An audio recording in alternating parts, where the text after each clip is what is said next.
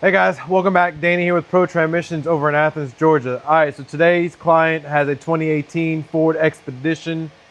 Guys, I want to start the video by saying when it comes to spurts, it's in spurts. You know, we did a lot of 3.5 EcoBoost timing chains on them last year. This year has been a lot of 3.6 Pennstar engines. Man, I love going back to I know these very like the back of my hand. Anyways, so this client was over at a Ford dealership. I don't know where, but she got a diagnosis and they said that the actuators were bad and needed a full timing job, which I will agree to an extent. So she brought it to us, gonna get her taken care of.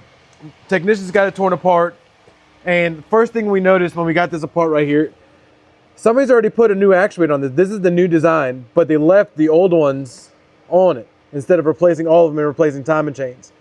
So I think honestly, this repair could have been solved because if you also look at the amount of play in this chain right here compared to that one. I barely have any play.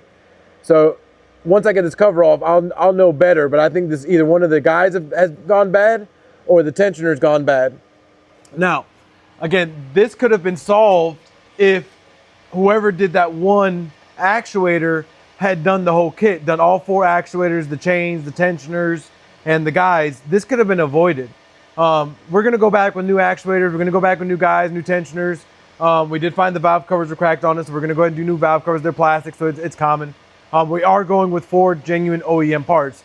We use Ford, we like using the Ford parts on these. We've used the Chloe's kit on them. On Gen 1, they're great. On Gen 2, we've got mixed feelings about them. We had to take one down a couple times on a Gen 2, but hey, it is what it is.